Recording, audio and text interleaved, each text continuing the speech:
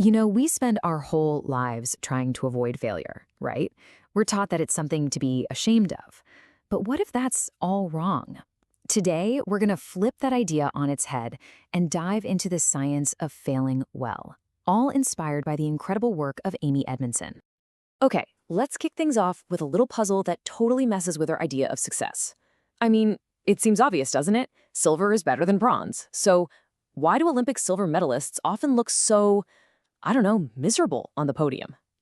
Well, the answer is this weird little quirk of our brains called counterfactual thinking. See, the silver medalist is standing there thinking, if only I had been a little bit faster, I almost had gold. They're comparing themselves upwards. But the bronze medalist, they're thinking, whoa, I almost finished fourth and got nothing. At least I got a medal. They're just happy to be there. It's all about what you're comparing it to, right? Wild. And that whole if only feeling, it taps into something way deeper, something that's hardwired into all of us, a fundamental fear of failure that shapes our behavior in ways we don't even realize. It all starts with something called the negativity bias. Basically, our brains are like Velcro for the bad stuff and Teflon for the good stuff. Isn't that crazy? It's why the sting of a criticism or a mistake sticks with us for so much longer than the joy of a compliment or a win. So what does that bias do? It creates this super powerful instinct to just dodge the blame. And it starts so early. I mean, this 3-year-old literally could not have been responsible, but their immediate gut reaction is, not me. And that same instinct, it doesn't go away. It just puts on a suit and goes to the boardroom. Okay, so if we're all wired this way, what are we supposed to do? How do we actually get past this fear? Well, the first and most crucial step is to realize that not all failures are created equal. We have to stop lumping them all into one big, scary category. And this is where Amy Edmondson's work is just brilliant. She breaks failure down into 3 totally different types: basic, complex, and intelligent. And trust me, understanding these categories is an absolute game changer for how you think about screwing up. All right, first up, basic failures. These are the ones we all know, the kind that makes you want to slap your forehead, you know? It's when you're doing something you know how to do, but you get distracted or careless, and boom, a preventable mistake. And just a painful example of this was when a factory had to trash 60 million vaccine doses. The reason? A simple mix-up, a case of cross-contamination. It was a totally avoidable basic failure, but with absolutely massive consequences. This is the kind of failure we really should work hard to prevent. Now, complex failures, they're a whole different animal. This isn't about one person messing up. This is when a whole bunch of small, unpredictable things all go wrong at the exact same time to create a perfect storm. You might have heard of the Swiss cheese model. Imagine a bunch of slices of Swiss cheese lined up. A problem only gets through if, by some crazy chance, all the holes in all the slices line up perfectly. That's a complex failure. A classic and tragic example is the Torrey Canyon oil spill. It wasn't just one thing. It was this crazy combination of a tight deadline, weird currents, a sudden fog, even unexpected lobster boats got in the way. If you take any one of those things out of the equation, the disaster probably never happens. But together, they created a catastrophe no single person could have seen coming. And that brings us to the third and honestly the most important category: intelligent failures. These are the good failures. These are the right kind of wrong.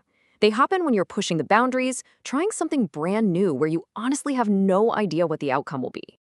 This is the failure of the scientist, the explorer, the innovator. Yeah, you heard that right. This isn't just acceptable failure. Amy Edmondson says it's praiseworthy. Why? Because every single time you run a thoughtful experiment and it doesn't work, you learn something critical that you could not have learned any other way.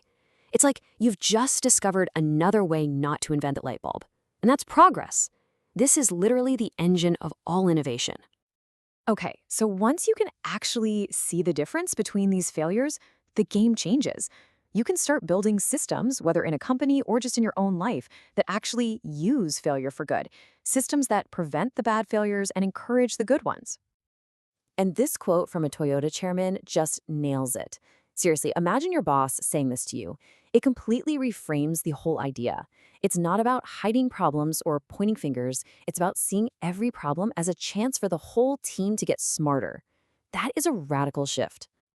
What that manager was building is exactly what we now call psychological safety. It's that feeling, deep down, that you can raise your hand and say, hey, I think I messed up, or I'm worried about this new plan, and you won't get shut down or shamed for it.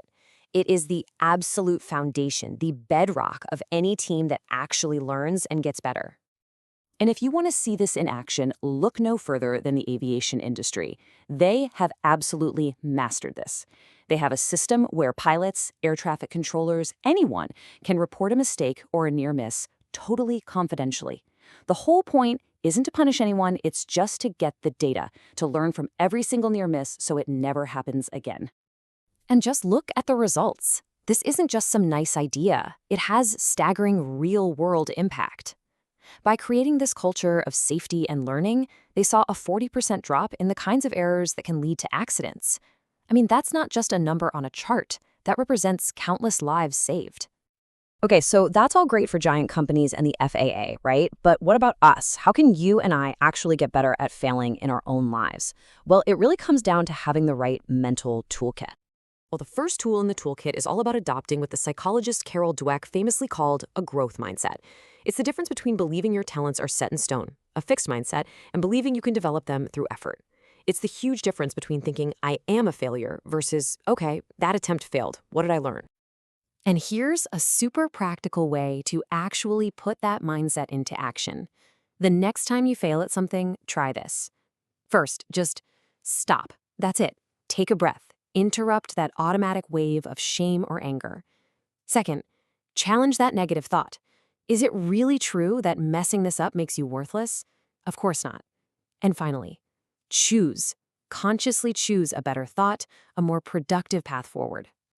So, when you start putting all these pieces together, when you understand the different types of failure and you have this little mental toolkit, it lets you make a really profound choice about how you want to live your life. And a consultant, Larry Wilson, just framed this choice perfectly. He asks, are you playing to win, or are you playing not to lose?